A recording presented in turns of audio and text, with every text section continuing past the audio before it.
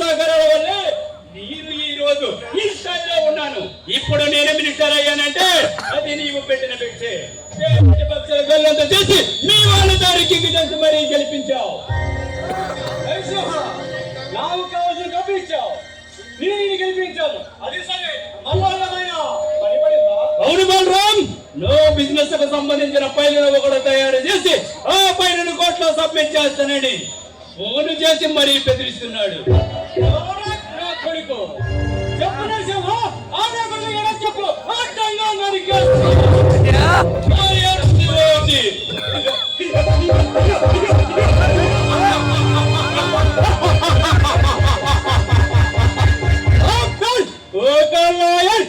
మనల్ని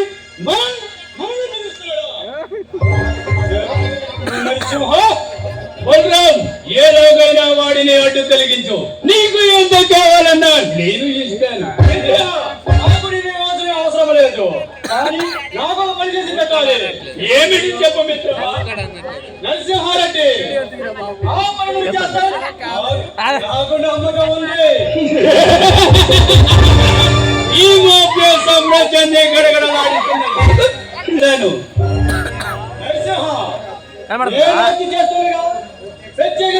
సాక్షిని జైల్లో పెట్టిందన్నమాటవా? చెప్పు.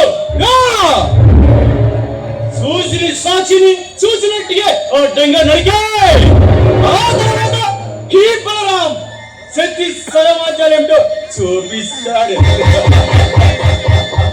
చెప్పు బలరాం, నీ శక్తి సమాచారం నాకు తెలుసు. నిన్నే కాదని ఎదురు తిరిగిన మోగిడు. చెప్పు బలరాం. అభోగ్యుడు కాదు నరసింహ, ఒక అభోగ్యురాలు.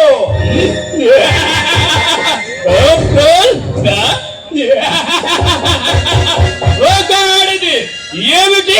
వింటేనే విచిత్రంగా ఉంది. ఒక లేడీ నీకు ఎదురు చెప్పిందా?